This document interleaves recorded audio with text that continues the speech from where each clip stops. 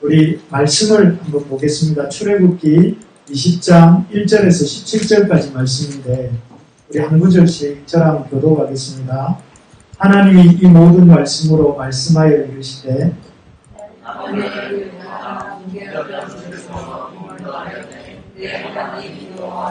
너는 나 외에는 다른 신들을 내게 두지 말라.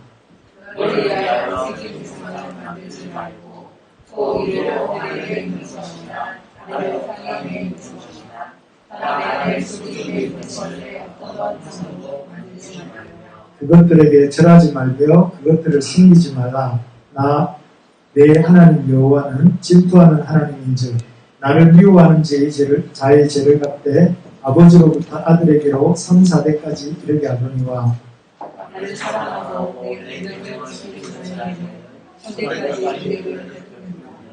너는 내 하나님 여호와의 이름을 망령되게 부르지 말라. 여호와는 그의 이름을 망령되게 부르는 자를 죄 없다 하지 아니하리라. 엿새 동안은 힘써 내 모든 일을 행할 것이나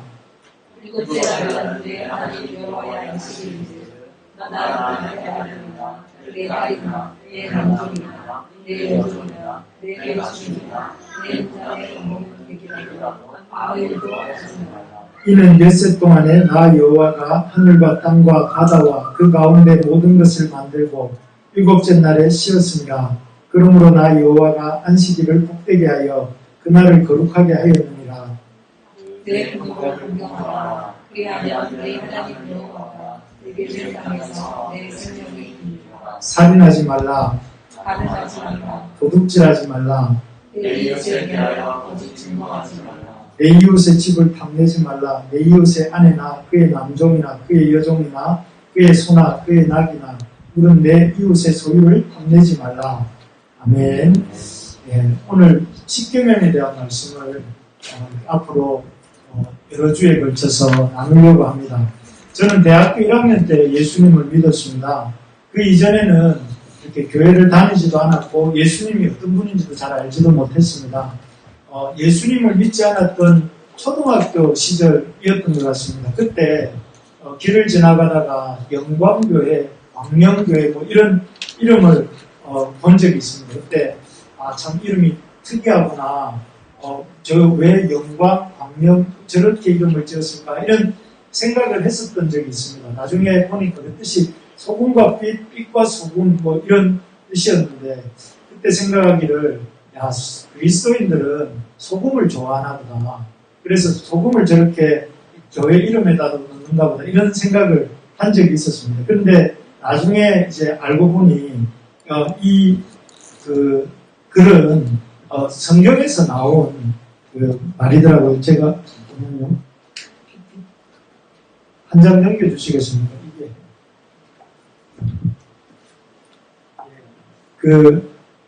이 말씀을 보시면 너희는 세상의 소금이니 너희는 세상의 빛이니 하는 예수님의 산상수훈에서 나온 말씀이더라고요. 그래서 예수님께서 당신의 제자들에게 너희들이 어두운 세상을 밝히는 빛이고 너희들이 이 맛없는 세상을 맛있게 만드는 소금이다. 그런 뜻으로 제자들에게 그런 소금과 빛의 인생을 살 것을 당부하시면서 주신 말씀을 이렇게 새기면서 이 사람들이 교회 이름을 그렇게 지었었구나 하는 것을 알게 되었습니다. 그런데 이제 그렇게 우리를 세상의 소금과 빛이라고 하셨는데 지금 우리 교회의 모습은 어떤 모습인가 하면 여기 13절에 나오는 것처럼 쓸데없이 다만 밖에 버려도 사람에게 밟힐 뿐이라 하는 그 말씀처럼 좀 세상에서 오히려 사람들의 이 발에 밟히는 소금처럼 되어버린 오늘날 우리의 모습을 보게 되는 것 같습니다. 그래서 오히려 우리가 세상을 걱정하고 세상 사람들을 이렇게 위해주고 해야 되는데 오히려 세상 사람들이 우리 교회를 걱정하고 있는 사람들을 이렇게 염려하는 이런 모습들을 우리가 보게 되는데 참 안타까운 모습인 것 같습니다. 왜 이렇게 되었을까요? 우리가 교회가 세상의 걱정거리가 된 이유가 뭘까요? 첫째는 이런 것 같습니다. 한번 읽어볼까요? 시작. 교회에 대한 기대 때문. 사실 사람들이 이렇게 교회에 대해서 많이 이렇게 지탄하고 교회에 대해서 아주 왜 이런 교회의 모습이 그러하냐라고 말하는 이유는 다르게 말하면 사람들이 교회에 대해서 기대가 있기 때문에 그렇습니다. 교회는 세상은 이렇게 부패하다 할지라도 교회는 부패해서는 안 되고 또 세상은 좀 거짓되다 할지라도 교회는 좀 정직하게 살기를 바라는 마음이 있는데 교회가 그러지 않으니까 참 그런 것들을 더 심각하게 세상이 생각하고 교인들의 잘못과 또 거짓말에 대해서 이렇게 세상이 분노하는 것이죠. 그래서 우리가 명심해야 될 사실이 뭐라고 했냐면 앞에서 말씀하셨지만 예수님이 우리를 세상의 소금이 될 것이다. 너희는 세상의 빛이 될 것이다. 이렇게 말씀하신 것이 아니라 뭐라고 하시냐면 지금 너희가 세상의 빛이고 너희가 지금 세상의 소금이다 라고 말씀하셨다는 것입니다. 그러니까 앞으로 소금이 되거나 빛이 되는 것이 아니라 지금 우리의 위치가 또 우리의 신분이 뭐냐면은 세상의 소금이고 세상의 빛이다 하는 것입니다. 그래서 여러분 우리 스스로 참 이 세상의 소금이구나 빛이구나 하는 이런 정체성을 가지고 살아야 된다는 것이죠. 두 번째로 왜 세상이 교회에 대해서 이렇게 실망하고 있느냐면 실천 없는 신앙의 모습 때문입니다. 열매 없는 신앙의 모습이라고 할 수 있는데요. 사실 오늘날 교회에 대해서 사람들이 실망하는 것은 교회의 어떤 성경에 나오는 말씀이나 기독교의 이론에 대한 회의나 어떤 그 의심 때문이 아닙니다. 실제적으로 살아가는 삶의 열매가 없는 교인들의 모습 때문에 그렇죠. 겉으로는 뭐라고 합니까? 사랑 제일이다. 또 겸손이 제일이다. 이렇게 하면서도 실제로는 아주 남들의 목소리는 듣지 않고 자기 목소리만 크게 떠들고 또 남들은 어떻게 되든지 말든지 자기 생각만 관철하면 되고 그래서 남들이 다른 종교의 그 집회장이나 종교가 있는 곳에 가서 열심히 막 찬양도 불러버리고 다른 사람들이 집회하는 데 가서 어떤 종교에 대해서 예의도 지키지 않는 그런 모습들이 우리 그리스도인들의 모습으로 이렇게 보이고 또 그런 이기적인 모습들 때문에 실망하고 있는 것입니다. 그래서 실천이 없는 실천으로 나타나는 구체적인 행동의 열매가 없기 때문에 사람들이 어떻게 생각하냐면 기독교도 잘못된 거다. 행동이 저런 걸 볼 때에 이렇게 교회도 잘못된 것이 틀림없다. 크리스찬들의 행동이 저런 것을 볼 때에 하나님 말씀도 보다 문제가 있는 게 틀림없다. 라고 생각하는 그런 마음들이 이렇게 우리를 향한 걱정으로 나타나는 것이죠. 그리고 세 번째는 뭐냐면은 세 번째 한번 읽어보겠습니다. 시작. 제자도 정신의 결력. 이 제자도 이런 말은 좀 어렵죠. 요즘 우리 아이들 중에 몇몇이 이 합기도를 배웁니다. 그래서 합기도는 여러분 합해서 손을 합해서 기도하는 것은 경건하게 살아가고 있는 우리 몇몇 분들의 생각이고 합기도는 합할 합, 기운기, 길도 그죠? 기운을 합해서 아주 이렇게 효과적으로 구사하는 무술을 일컫는 말이 합기도입니다. 그런데 제자도는 뭘까요?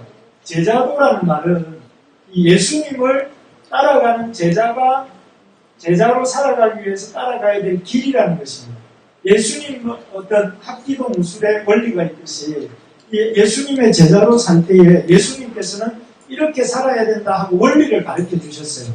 그 원리가 뭔가 그걸 일컬어서 제자도인데 우리 교회가 이걸 잃어버렸다. 제자도 정신을 잃어버렸는데 제자도는 예수님이 한 말씀으로 이렇게 요약해 주셨어요. 뭐라고 요약해 주시냐면 누가복음에 보니까 우리 빨간 부분을 한번 읽어볼까요? 시작. 자기를 부인하고 자기 십자가를 지고 나를 따를 것이니라. 네, 자기를 부인하고 날마다 제 십자가를 지고 나를 따를 것이니라. 이 말씀이 예수님이 이렇게 요약해 주신 그 제자도의 핵심이라고 할 수 있습니다. 자기를 부인하고 날마다 제 십자가를 지고 나를 따를 것이다. 이게 예수님의 제자로 살고자 하는 사람에게 꼭 필요한 그 어떤 정신인데, 여기 이 예수님의 제자로 살아가는 게 그러니까 쉬울까요? 어려울까요?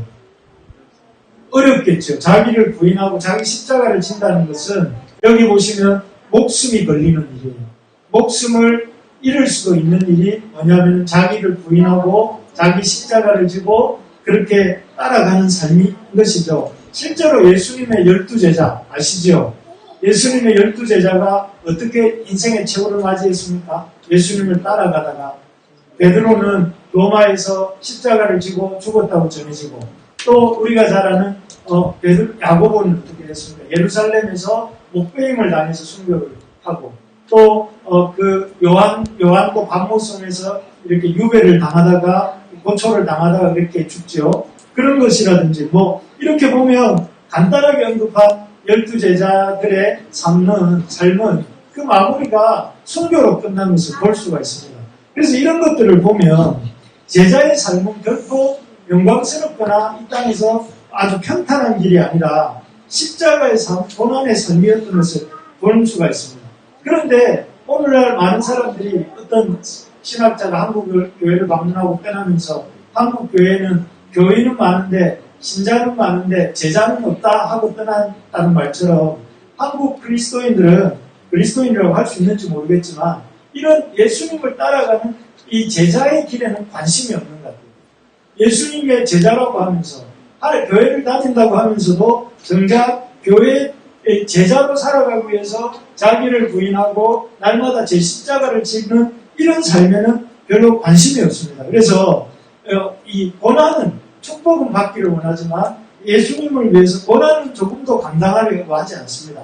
그래서 성경을 읽으십시오 이러면 성경 읽기도 이렇게 별로 관심이 없고 성경 공부를 좀 하십시오 이러면 그런데도 관심이 없고 교회 봉사든지 다른 사람을 위해서 봉사하는 일 이런 데는 관심이 없고 오직 관심은 자기에게 유익이 되는 거예요.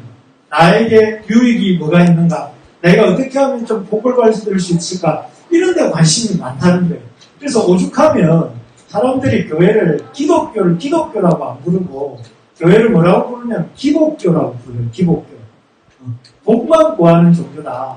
그래서 교회가 참 오늘날 이 회복해야 될 가장 시급한 과제가 뭐냐면 제자도를 회복하는 거예요. 우리가 주님을 따라가기 위해서 자기 부인 그리고 날마다 자기 십자가를 지고 이렇게 따라가는 제자의 정신을 회복하는 것이 이게 가장 시급한 문제인 것이죠. 그래서 우리가 다른 거는 못해도 학기도는 못 배워도 또 다른 어떤 기술은 못 배워도 배우면 좋겠지만 그것도 건강을 위해서 못 배울지라도 이런 제자의 길을 배우는 저와 여러분들이 될 수 있기를 바랍니다. 네, 이것이 한국 교회가 가장 시급하게 회복해야 될 것 중에 하나인 것입니다. 네 번째로 보면 왜 한국 교회가 이 사회의 걱정거리가 되어버렸느냐면 제가 지난 수요 기도회 때도 말씀드렸지만 반지성주의와 맹목적 신앙 때문에 그렇습니다. 우리 아이들에게는 어려운 말일 수 있겠지만 우리 교회 안에는 한국 교회 안에는 아주 이렇게 강조되는 이 종교개혁의 3대 원리 중에 하나의 원리가 있습니다. 세 개가 뭐냐면 솔라 스크립투라, 솔라 그라티아, 솔라 피데 이 세 가지가 있는데 그 중에서 특별히 한국 교회가 사랑하는 한 가지가 있어요. 그게 뭐냐면 솔라 피데 이 오직 믿음인 것 같아요. 그래서 뭔가 이렇게 궁금증을 가지고 질문을 하려고 하면 뭐라고 하느냐면은 그냥 믿어라. 교회 다니면 다 알게 된다. 라는 식으로 물음 자체를 받지 않고 그냥 믿을 것을 말하는 그런 풍조가 있는 것 같습니다. 그래서 이러한 오직 믿음만을 중요하게 생각하는 이런 한국 교회 풍조는 이런 종교개혁자들의 이런 종교개혁의 원리를 잘못 이해한 데서 오는 것이죠. 종교개혁자들 여러분 잘 아시겠지만 누구보다도 이성을 사용해서 성경을 열심히 연구했던 사람이 종교개혁자들이죠. 대표적인 사람이 누굽니까? 우리 수영이 목사님 잘 봐주세요. 누구냐면은 루터 같은 사람이잖아요. 루터는 성경을 열심히 시편을 연구하고 로마서를 연구하다가 성경에 나타난 믿음의 원리를 깨닫고 하나님의 그런 말씀으로 돌아가자는 이런 종교개혁의 어떤 시발점으로 이렇게 사용되었던 인물이 루터입니다.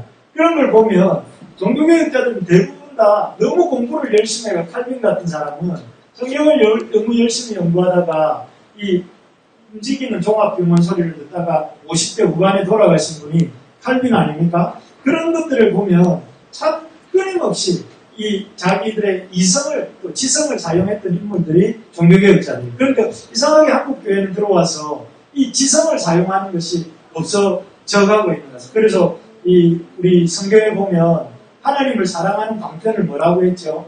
신명기 6장 5절에 보면 하나님을 사랑할 때 마음을 다하고 성품을 다하고 뜻을 다하여 주 너의 하나님을 사랑하라 하셨는데 그 마음이라는 게 뭐예요? 마인드, 영어로 마인드고 지성이라는 뜻이에요. 지성을 사용해서 하나님을 사랑하라. 그리고 로마서 12장 2절에도 뭐라고 말씀하죠? 너희가 이 마음을 새롭게 함으로 변화를 받아 이렇게 되어 있어요. 여기에도 마음은 그 지성을 말하는 겁니다. 그래서 지성을 사용해서 하나님을 사랑하고 그리고 그 지성을 사용함으로 하나님의 그 뜻이 무엇인지를 알고 그 지성을 사용함으로 이 세상을 바꾸고 자기 인생이 바뀌고 세상을 바꾸어 가도록 이렇게 말씀하셨는데 한국교회는 이런 지성을 잘 사용하지 않으려고 하는 것 같습니다. 그래서 말씀도 잘 읽지 않고 고민이 생기면 말씀을 읽고 말씀 속에서 답을 찾으려고 하는 것이 아니라 고민이 생기면 말씀은 덮어놓고 다른 데 가서 사람들을 만나보고 다른 어떤 이 정보를 통해서 해결하려고 합니다. 그런데 말씀을 이렇게 고민이 생기면 하나님 말씀으로 다가가야 되는데 그렇게 하고 또 책도 신앙서적도 잘 읽지 않습니다. 신앙서적을 제가 읽는 모임을 여러 해를 우리 성도님들 믿는 분들과 해보니까 책도 잘 읽지 않습니다. 말씀을 배우는 자리에도 잘 나오지도 않고 또 교리를 배우는 자리에도 잘 나오지 않고 시간만 나면 여러분 뭐 하세요? 좀 한두 시간 시간이 남았다. 나는 그런 시간에 성경을 본다. 요즘은 대부분 다 유튜브를 보잖아요. 시간 남고 머리가 아프고 이러면 유튜브 보고 그래도 또 시간이 남으면 어떻게 합니까? 말씀을 보고 기도를 합니다. 유튜브 보다가 시간이 남으면 잡니다. 유튜브 보다가 또 시간이 남으면 자고 그러다 안 되면 또 놀러 갑니다. 그리고 나중에 성경 읽으라고 하면 피곤하다고 하고 시간이 없다고 그럽니다. 이게 우리의 모습 아닙니까? 그러다가 보면 사람이 점점 지성이 마비가 돼가지고 나중에는 아무 어떤 이야기를 들으면 무비판적으로 얘기만 듣고 그래서 엉뚱한 소리 따라가다가 어디 광장으로 여기저기 몰려다니다가 나중에는 병이 걸리고 그래서 죽기도 하고 손가락질을 당하기도 하고 그렇게 되는 것입니다. 그리고 왜 그러냐? 지성이 반지성주의이기 때문입니다. 여러분 지성을 사용할 줄 알아야 됩니다. 지성을 사용해서 하나님 말씀을 읽는 데서부터 지성이 생기는 거죠. 지성을 사용해서 하나님 말씀도 읽고 배우고 또 하나님의 뜻이 무엇인지를 알고 그 하나님의 뜻을 알므로 우리의 생각이 바뀌고 행동이 바뀌고 그렇게 됨으로써 우리의 어떤 모습이 바뀌게 되는 거죠. 여러분 우리가 세상의 소금과 빛이 되려고 한다면 다른 것들부터 시작하는 것이 아니라 하나님 말씀을 읽고 그 말씀을 통해서 생각하고 그 말씀을 생각하는 가운데 내 삶을 이렇게 그 생각에 맞추어 나갈 때에 우리가 이 세상에 빛과 소금의 역할을 할 줄 믿습니다. 그래서 이 코로나 시대에 우리가 어떻게 마비령 소금처럼 길바닥에 버려져가지고 지금처럼 이렇게 지탄을 받고 마치 그 고우의 어두운 밤을 그린 그림 속을 보면 교회당이 캄캄한 모습으로 이렇게 그려져 있거든요. 그런 불 꺼진 교회당 같은 이런 모습으로 살아가지 않고 이 세상의 어둠을 밝히는 빛이 되고 부패를 이렇게 방지하는 소금의 삶을 살 수 있는지를 우리가 이 출애굽기 말씀을 통해서 이렇게 한번 보려고 합니다. 여기 우리 이 출애굽기 말씀 한번 읽고 시작해 볼까요? 아까 보았지만 우리 20장 1절, 2절 두 구절만 한번 읽어보겠습니다. 시작. 하나님이 이 모든 말씀으로 말씀하여 이르시되 나는 너를 애굽 땅 종되었던 집에서 인도하여 낸 내 하나님 여호와니라. 아멘. 여기 이 말씀이 십계명의 서론인데요. 이 말씀은 오늘 서론만 잠깐 나누려고 합니다. 이 서론은 왜 우리가 십계명을 배워야 하는지 또 십계명을 통해 우리가 어떻게 새롭게 될 수 있는지를 볼 수가 있는데요. 왜 그러면 이 한국 문제거리가 돼, 걱정거리가 돼, 한국 교회의 문제를 우리가 보면서 우리가 하나님의 십계명 말씀을 공부하는가 하는 해야 되는가를 몇 가지 들으면서 우리 이 말씀을 마무리하도록 하겠습니다. 첫 번째는 왜 십계명인가? 십계명에 대해서 배우는 첫 번째 이유가 이렇습니다. 하나님의 백성의 살아갈 길을 보여주시기 때문에 그렇습니다. 하나님 백성이 어떻게 살아가야 되는지를 보여주신다 하는 것이죠. 하나님이 이스라엘을 불러내신 목적이 무엇입니까? 이스라엘을 불러내신 목적은 여기 보시면 이스라엘을 이 애국으로부터 불러내셔서 이렇게 광야를 지나서 마침내 이 가나안 땅에 들어가는데 우리는 애국에서 불러내신 것만 많이 생각하지만 하나님의 그 부르심의 궁극적 목적은 가나안 땅에 들어가는 것입니다. 그래서 하나님의 목적은 첫 번째는 하나님의 백성을 삼으시는 것이고 이스라엘 사람들을 히브리 노예에 있던 이스라엘 백성을 하나님의 백성을 삼으셔서 그리고 여기 이 시내산에 와서 하나님의 말씀을 주심으로 하나님의 통치를 받게 하시고 그리고 이 가나안 땅에 들어가서 하나님의 나라를 이루게 하는 하나님이 부르신 목적은 그냥 애국으로부터 불러내는 것이 아니라 하나님의 이스라엘이 하나님의 백성이 되고 하나님의 통치를 받고 하나님의 나라를 이루는 그래서 하나님의 영광을 여기 보시면 그렇게 되어서 하나님을 불러내셔서 그의 기이한 빛에 들어가게 하신 이의 아름다운 덕을 드러내게 하십니다. 하나님 왜 우리를 불러내셨냐면은 그냥 애국에서 나오게 하시기 위한 것이 목적이 아니라 가나안 땅에 들어가게 하시는 거예요. 가나안 땅에 들어가서 하나님의 통치를 받는 하나님 나라의 백성으로 살아가도록 하시기 위해서 이스라엘을 불러내셨다는 거예요. 이 중요한 것이 무엇이냐면 하나님의 그 영광을 그래서 드러내게 하시기 위해서 그런 왕같은 제사장 거룩한 나라 그의 소유가 되는 백성을 삼으시기 위해서 우리를 불러내셨다는 거예요. 그래서 우리 부르심의 목적은 무엇이냐면은 우리가 이렇게 그 애국으로부터 나와서 죄로부터 나와서 구원받고 끝나는 것이 아니라 구원받은 백성으로서 하나님의 영광을 드러내고 그 영광을 드러내므로 우리의 모습을 보고 하나님의 영광을 사람들이 찬양하고 그 많은 사람들이 하나님의 영광으로 들어오는 그런 등대와 같은 역할을 우리에게 맡기시기 위해서 이렇게 주신 것이 우리를 향한 주님의 부르심이라는 것입니다. 그렇게 살려면 어떻게 해야 되냐면 그렇게 하나님의 통치와 하나님의 백성으로 살아가는 원리가 담겨있는 그 어떤 나침반이 이 하나님의 십계명입니다. 하나님의 백성은 어떻게 살아야 되는가? 어떻게 하나님의 영광을 드러낼 수 있는가? 하나님의 그런 통치는 무엇인가? 이런 것들을 보여주신 거예요. 그런데 이게 참 중요한 계명이죠. 그래서 이 계명을 우리가 참 자세히 좀 배우고 앞으로 진지하게 생각해 보기를 원합니다. 사실 아까 두 번째가 우리가 실천 없는 열매 없는 삶의 모습 때문에 교회를 사람들이 바라보고 실망한다고 했는데 우리 교회가 실천 없는 어떤 열매 없는 삶이 된 이유는 이런 하나님의 구체적인 지침에 대해서 우리가 무지하기 때문에 그렇죠. 그래서 우리가 왜 십계명을 배워야 되는가? 하나님의 백성의 살아갈 길을 보여주시기 위해서 이렇게 그렇습니다. 두 번째로 보면 우리가 왜 이 십계명을 이렇게 시작하는가 하면 우리 한번 읽어볼까요? 시작. 성경의 핵심을 보여주시는 이 십계명은 그 성경 말씀의 핵심이 들어있습니다. 핵심이 뭐냐? 여기 뭘까요? 아주 좋은 약재들을 이렇게 모아가지고 약탕기에 다립니다. 다려가지고 그 다린 것을 쫙 짜면 뭐가 나와요? 그 아주 좋은 약재들의 그 액기스가 쫙 빠져나오죠. 그런 것처럼 하나님이 성경이라고 하는 그 구약과 신약의 큰 방대한 책을 약탕기에 다리듯이 다려가지고 꽉 짜가지고 흘러나온 게 뭐냐면은 이 십계명이다 할 수 있는 거예요. 그러니까 십계명은 여러분 성경이 다 하나님의 말씀이지만 성경 중에서 하나님이 친히 기록해 주신 말씀이 이 십계명밖에 없습니다. 다른 계명들은 다 어떻습니까? 다른 말씀들은 하나님이 선지자들을 통해서 모세를 통해서 바울을 통해서 그렇게 누군가를 통해서 기록하셨잖아요.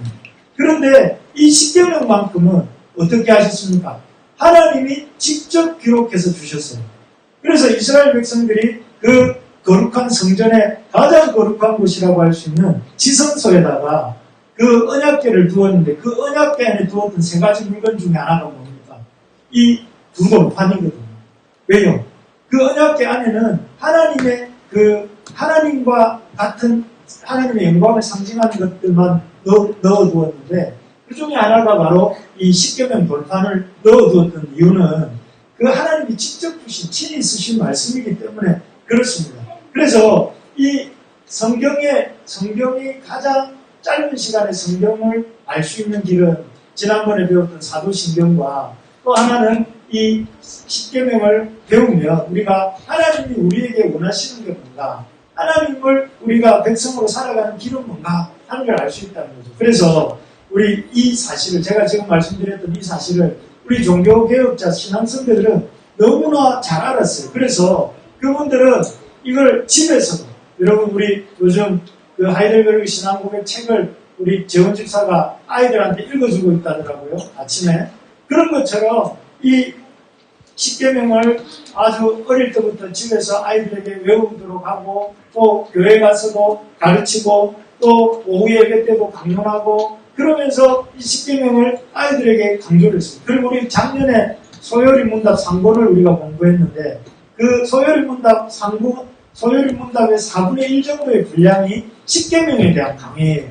그리고 하이델베르크 신앙고백에도 아직 나오지 않았지만 이 십계명에 대한 얘기들이 또 나오게 됩니다. 이런 걸 보면 우리의 신앙 선배들은 이걸 굉장히 중요하게 여겼습니다. 그래서 저희는 우리 성도님들이 이 십계명에 대해서 그런 그 중요성을 느끼고 또 그런 중요성 가운데 이 십계명의 말씀들이 왜 중요한지를 우리 이 앞으로 한 9주, 10주 계속 이어질 이 강론을 통해서 여러분과 제가 마음에 깊이 새기면 좋겠습니다. 그래서 신앙은 뭐냐면은 중요하게 여길 것을 중요하게 여기고 살아가는 것이에요. 하나님을 믿는 데 있어서 뭐가 중요한가 하는 것들을 깨닫고 그래서 하나님이 우리를 어떻게 부르셨는가 하나님의 백성으로 살아가게 하기 위해서 우리를 부르셨다 하는 사실을 기억하면서 이 십계명 말씀을 가슴에 좀 새기고 우리가 이번 가을에는 좀 지냈으면 좋겠습니다. 마지막으로 이 십계명은 우리에게 열매 맺을 길을 보여주십니다. 그래서 우리가 하나님 백성으로 살아가야 될 길인 동시에 우리가 구체적으로 어떤 열매를 맺어가야 되는가, 우리의 실제적인 생활 속에서 맺어야 될 열매가 뭔가 하는 것을 이 십계명이 보여줍니다. 그래서 1계명부터 5계명, 4계명까지는 하나님과의 관계에서 하나님을 누구를 사랑해야 되고 어떻게 사랑해야 되고 그리고 그 하나님을 사랑하는 어떤 방식은 어떠한 것이어야 하는지를 이 1계명에서 하나님 외에 다른 신을 섬기지 말고 우상도 만들지 말고 그리고 하나님의 이름을 망령되이 일컫지 말고 안식일을 지키고 이게 구체적이지 않습니까? 하나님이 이렇게 두루뭉술하게 우리에게 가르쳐 주시지 않았어요.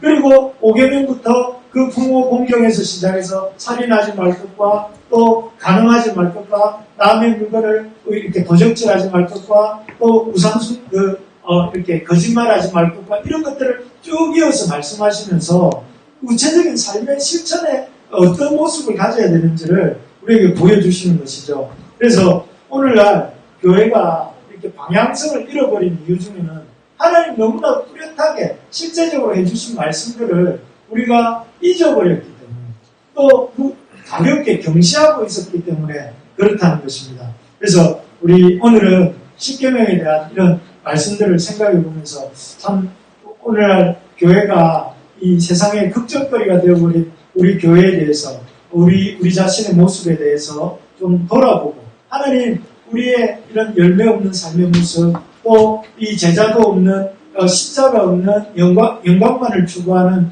이런 우리의 신앙의 모습 또 하나님 말씀을 읽기 싫어하고 듣기 싫어하는 우리들의 이런 모습들을 회개하고 하나님 앞에서 하나님이 중요하다고 여기셔서 주신 이 하나님 백성답게 살아가는 길인 이 십계명과 또 그 성경의 그 중심되는 이 말씀들을 이렇게 붙들고 살아가게 해달라고 오늘 이 말씀 붙들고 잠깐 우리 찬양하고 같이 기도하는 시간 가지면 좋을 것 같습니다.